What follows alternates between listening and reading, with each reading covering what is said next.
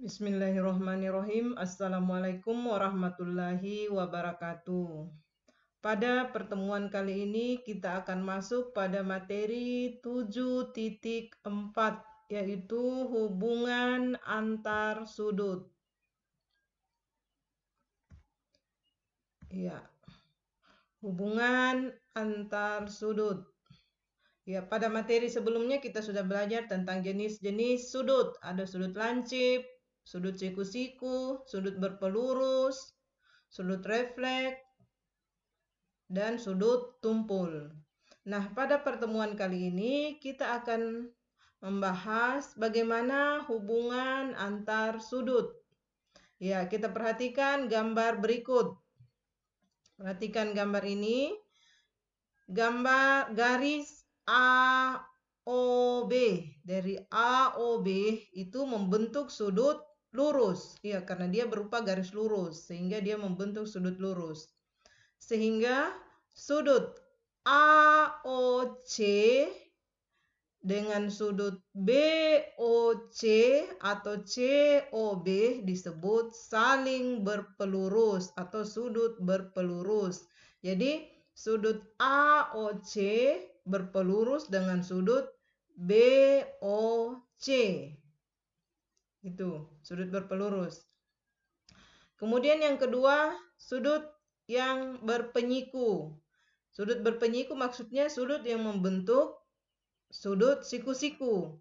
Jadi dua buah sudut yang membentuk sudut siku-siku.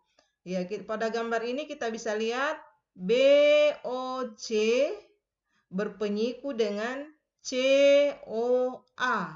Karena ini dia membentuk sudut 90 derajat. Sehingga X derajat ditambah Y derajat itu jumlahnya sama dengan 90 derajat.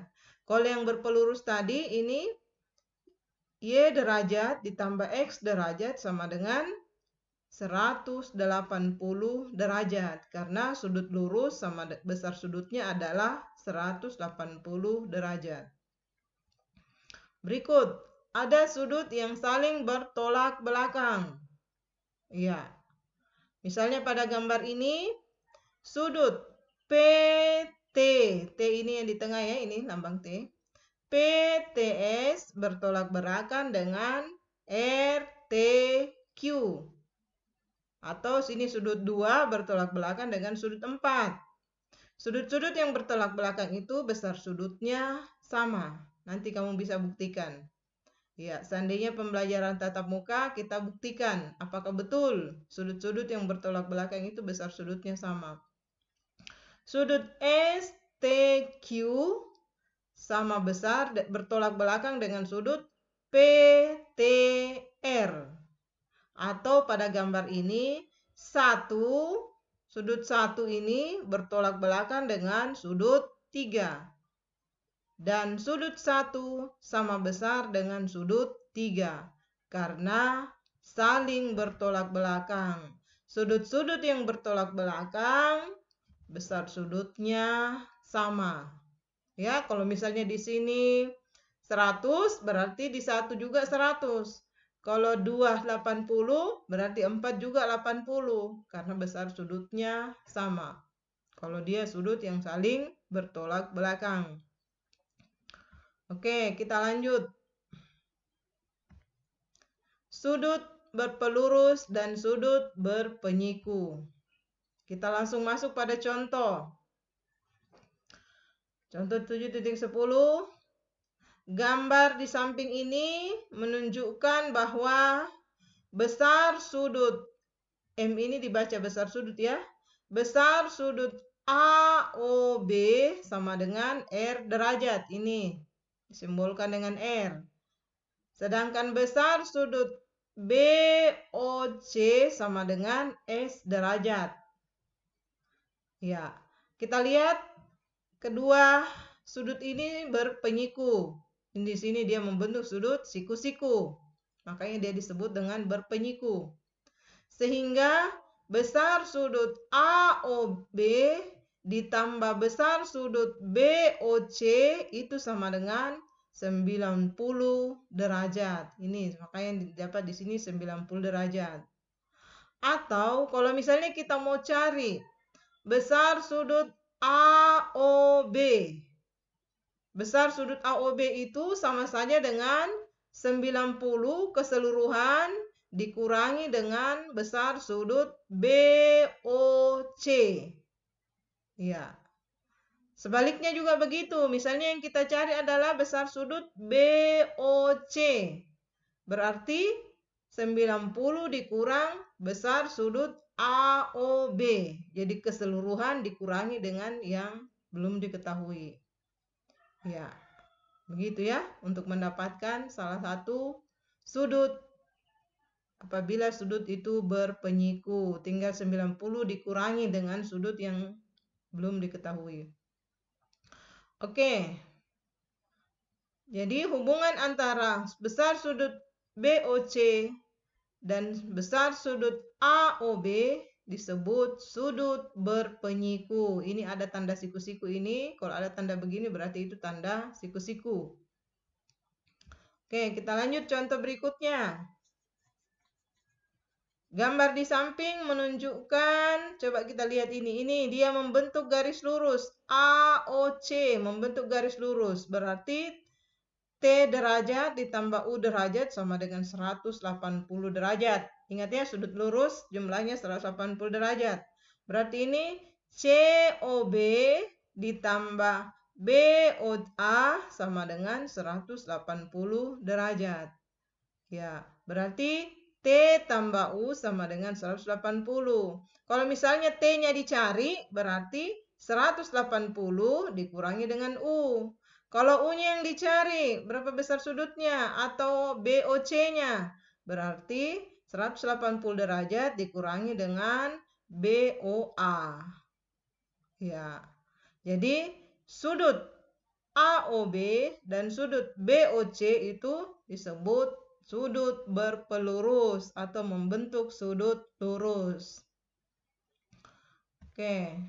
Kita lanjut. Pasangan sudut yang saling bertolak belakang. Kita lihat gambarnya. Ya, ini saling bertolak belakang. COD bertolak belakang dengan BOA. Dan DOA bertolak belakang dengan COB. Oke. Jadi ini pasangan sudut-sudut yang bertolak belakang. Ya. Kalau misalnya tadi dikatakan kalau sudut bertolak belakang itu besar sudutnya sama. Nah, kalau misalnya yang dicari ini antara sudut BOC dengan COD. Ini coba lihat, antara BOD itu kan garis lurus. Berarti BOC berpelurus dengan COD. Ya. Begitu juga dengan DOA berpelurus dengan AOB. Berarti kalau kita jumlahkan, jumlahnya 180 derajat. Kalau berpelurus ya. Kalau bertolak belakang, besar sudutnya sama. Ya. Jadi kayak begini. Misalnya salah satu sudut belum diketahui dan dia berpelurus, maka tinggal mengurang 180 dikurang sudut yang sudah diketahui. Ya. Dari 1 dan 2 berlaku besar sudut BOC sama dengan besar sudut AOD sama dengan 180 kurang besar sudut AOB. Oke, untuk lebih memahami, kita masuk pada contoh.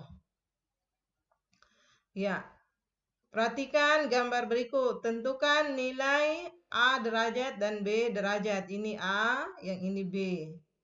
Ya, satu saja sudut diketahui, sudah bisa kita ketahui sudut yang lain. Bagaimana caranya? Kita lihat penyelesaiannya.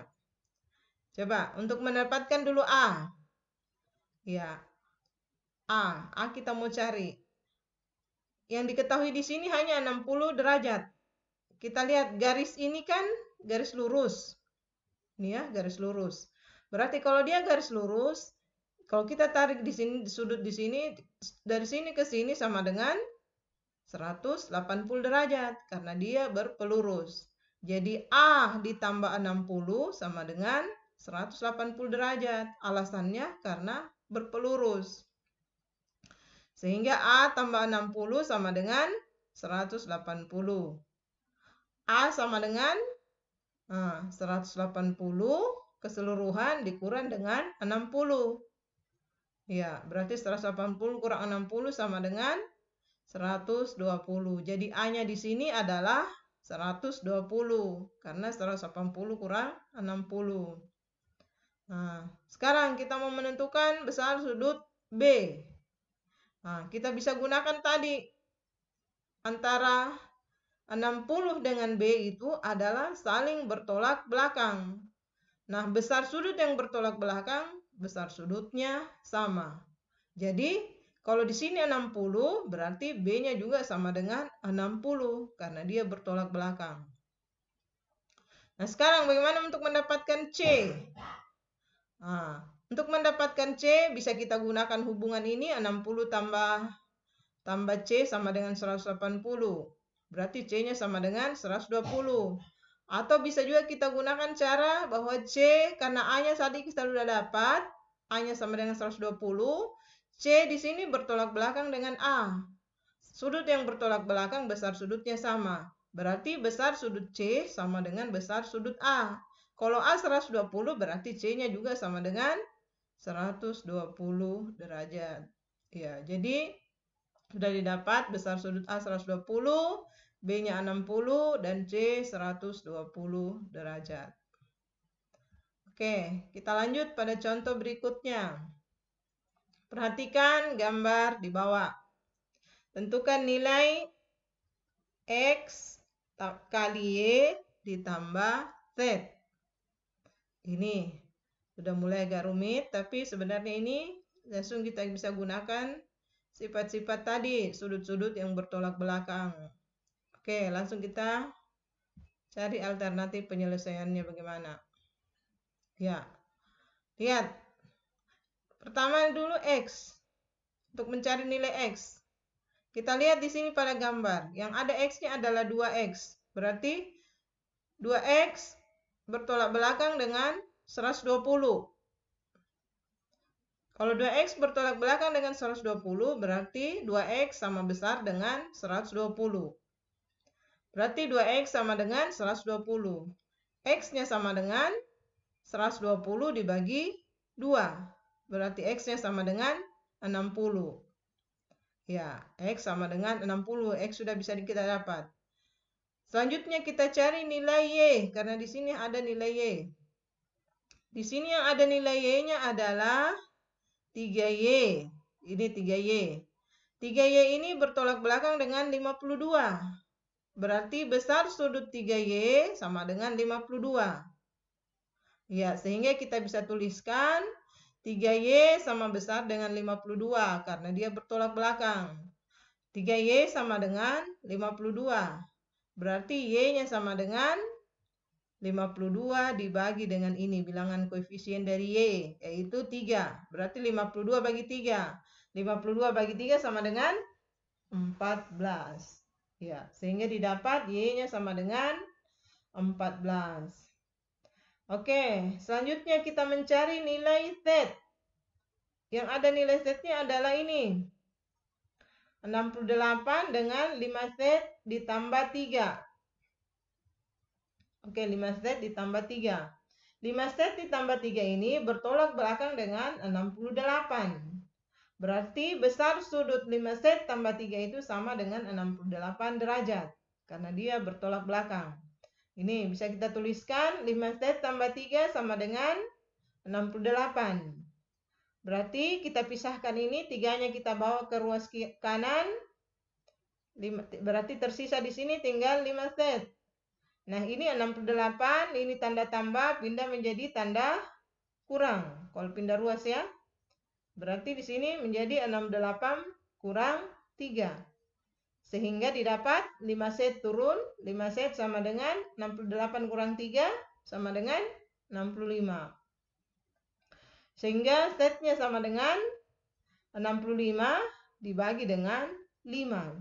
Koefisiennya ini kayak tadi ya, ini bagi 3, ini bagi 2. Ini bagi 5. 65 bagi 5 sama dengan 13. Sehingga diperoleh Z sama dengan 13. Jadi, X kali Y tambah Z, 60 kali 14 ditambah 13 sama dengan 853. Iya, seperti itu penjelasannya.